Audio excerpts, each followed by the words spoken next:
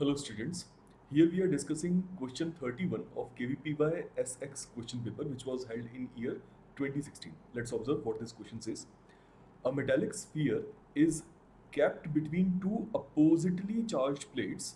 Most appropriate representation of the field line is. So basically हमें ये समझना है कि इन सभी representations में से सबसे appropriate representation क्या है. अब इसमें अपोजिटली चार्ज प्लेट्स हैं, इसका मतलब कि इलेक्ट्रिक फील्ड लाइंस एक प्लेट से निकलेंगी एंड अल्टीमेटली दूसरी वाली जो प्लेट है उस पर टर्मिनेट होंगी. सो सबसे पहले ये चेक कर लेते हैं, ठीक है ना. सबसे पहले ये चेक करते हैं कि क्या इलेक्ट्रिक फील्ड लाइंस का जो ओरिजिन है, origin from one plate and termination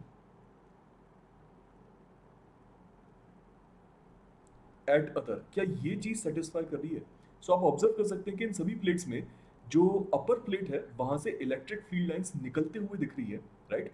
and lower plate से वो एंड होते हुए या फिर टर्मिनेट होते हुए दिख रही है. तो इसका मतलब ये वाला जो चेक है इलेक्ट्रिक फील्ड लाइंस का वो बिल्कुल अप्रोप्रिएट है इन सभी के लिए.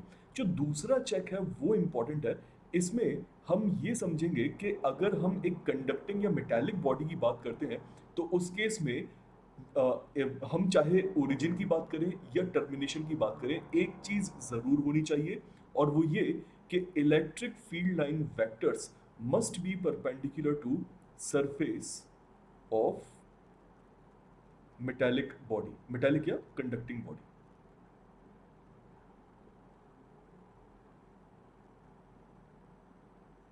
शुड बी कंडक्टिंग बॉडी, ठीक है. सो क्या ये चीज सेटिस्फाई हो रही है. अब जरा ऑब्जर्व कीजिए, अगर हम फर्स्ट ऑप्शन को देखते हैं तो वहां पर स्फीयर की सरफेस पर ये जो इलेक्ट्रिक फील्ड लाइंस दिख रही हैं ये परपेंडिकुलर टू सरफेस आती हुई नहीं दिख रही है, राइट. अगर हम ऑप्शन बी की बात करते हैं तो फिर वहां पर जो ओरिजिन जो टर्मिनेट हो रही है स्फीयर की सरफेस पर और जो ओरिजिनेट हो रही है स्फीयर की सरफेस से, दोनों सरफेस से परपेंडिकुलर दिख रही है. साथ ही साथ में वो इलेक्ट्रिक फील्ड लाइन जो upper plate and lower plates पर ओरिजिनेट या टर्मिनेट हो रही है वो भी सरफेसेस के रिस्पेक्टिव सरफेसेस के परपेंडिकुलर है. And hence option B is looking like a correct option. Option A obviously is the wrong option.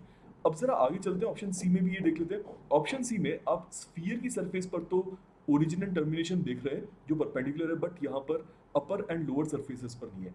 And अगर हम ऑप्शन डी देखते हैं तो ऑप्शन डी में कहीं पर भी नहीं, ना ही सरफेस ऑफ स्फीयर पर और ना ही प्लेट्स पर. सो प्लीज ऑब्जर्व कि यहाँ पर option B is the most appropriate answer. Okay, now why most appropriate, why not exactly correct answer. इसका एक बहुत बड़ा रीजन ये है कि अपोजिटली चार्ज प्लेट्स यहाँ पर किस नेचर की है, क्या वो कंडक्टिंग है या नॉन कंडक्टिंग, हमें इस बारे में कोई इंफॉर्मेशन सॉरी इस बारे में कोई इंफॉर्मेशन नहीं है. ऐसा न होने से हम ये 100% नहीं कह सकते कि यहाँ पर जो ओरिजिनेट होने वाली इलेक्ट्रिक फील्ड लाइंस है उनका नेचर कैसा होगा, राइट. ट्राई टू अंडरस्टैंड कि वो परपेंडिकुलर होंगी पूरी तरह से सरफेस के या नहीं, ये हम नहीं कह सकते. अगर non conducting non uniformly charge plates हैं तो यहाँ पर ये जो ओरिजिनेट एंड टर्मिनेट होने वाली फील्ड लाइंस है they may not be perpendicular to the surface, and that is why option B is the most appropriate answer. Okay, so you have to be careful with these part of the statements. आपको इन सभी part of statements के लिए थोड़ा सा careful रहना पड़ेगा. I hope समझ में आया होगा. And in case अगर आप वेदांतु एकलव्य के बारे में और जानना चाहते हैं तो इसके बारे में गूगल सर्च कर सकते हैं. Best of luck.